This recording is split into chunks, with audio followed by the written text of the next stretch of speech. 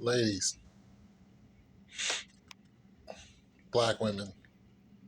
All right, so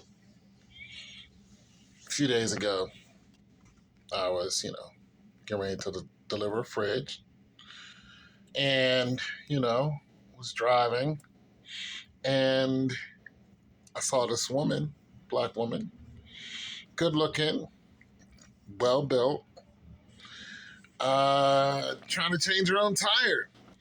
I was like, okay, very natural too, dark skin with the little afro, just nice looking woman. And I'm like, nah, let me pull over. But I kind of hesitated because I saw a guy who was crossing the street. Like, he looked like he was coming from her origin. And I'm like, that might be her dude. But he looked like, I don't know, maybe Hispanic or something. I don't know what he was. And, but nah, it wasn't. And there was a convenience store right there, it got the Arabs or whoever, own it. They were there. And and then I saw some other guys that were kind of driving by, but nobody helped her. So then I said, let me go in, see if she needs some help. She's like, yeah, I need some help, blah blah blah. And she was like, I'm trying to get this, but I'm not strong enough to do that. And I was like, okay. So, I'm helping her out and doing what I can. And then I was like, you got a dude, like, why ain't you call him? She was like, yeah, well, I kind of gave up when he asked if I had roadside assistant. And then, that was kind of ended the conversation. She was like, you know what, I handled it myself. I was like, wow, I would have been out here to help you, that was my situation. When she was like, he was tired, he works night shift. And I was like, I can understand that though, because I just pulled some night shift and oh my goodness. But I would have still tried to get out there. But that night shift really messed me up. I mean, it really, really, really messed me up. So I don't even know if I would have been able to safe to drive. Like once I got home off of them night shifts, I just pretty much was like, I'm trying to, get everything back. And it took me weeks to get my, clock back in order. I was just tired all the time. So I kind of felt that, but I was like, whatever, that's your situation. You are about to time out. Well, go ahead and time out. So, but, nobody else was really trying to help the young lady. And I said, I'm going to help her. So I helped her out and everything. And she tried to give me a couple dollars, but I was like, nah, give me a hug, let's call it a day. And she went on about her business. Now, year before last, during the winter, I was in the neighborhood that's mixed, but there's a lot of Hispanics in that neighborhood. And a Hispanic female was stuck in the snow in her little Toyota or whatever. And when she got stuck, you saw about 5 cars stop, and each one of them that got out, including me, was a black man. They were either African or African American. And all black men got out, pushed that lady's car up to the side, asked her if she was okay. Boom, we jumped back in our vehicles and we peeled. I'm saying all this to say, black women are the only one talking about they don't need no man. The only ones talking about this.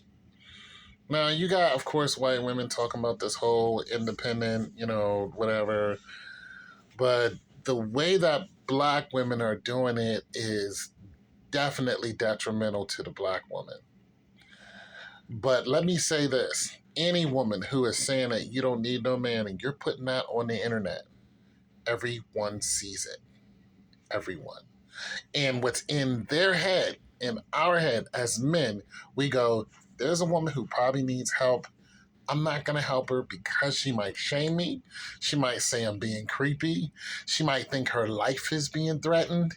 She might, call me ugly or whatever. Now, when I helped that young lady, she was... Enter your PIN. No. When I helped that young lady, she was not disrespectful in any shape, form, or fashion. She was very grateful, and, that was it. So I say this all the time. Ladies, stop saying that you don't need men. Because this woman openly admitted that she could not change a tire. She couldn't. She was not able to get those lug nuts loose. She's not going to be able to do it. And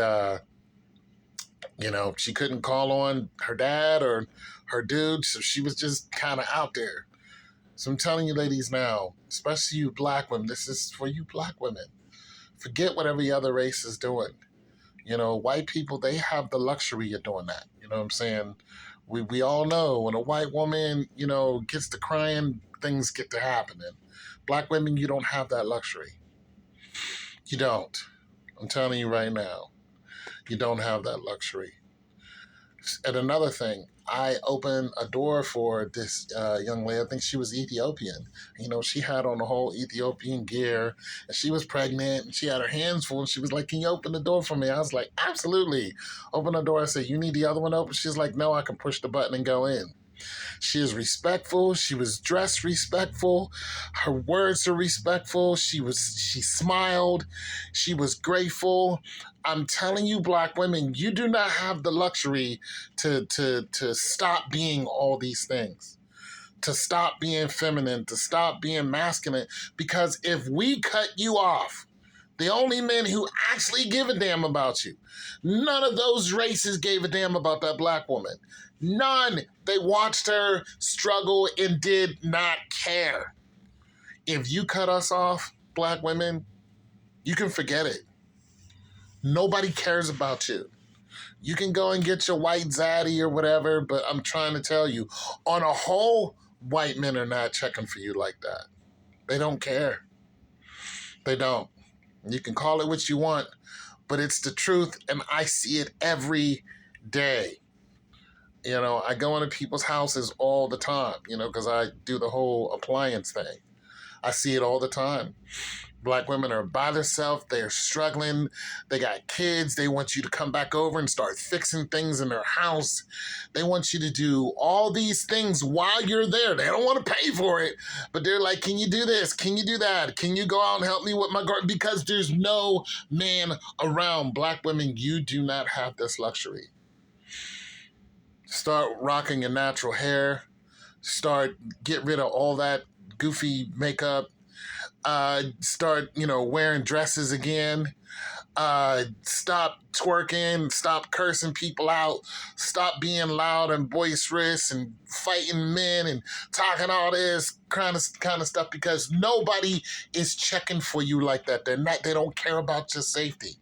You are a sexual object to them, and that's it. Now, I'm just warning you, and I'm going to keep putting this warning out because I'm seeing it more and more every day. You black women, you're getting left behind. And if you don't change your attitude towards black men, nobody's going to give a care about you or your children. I'm out.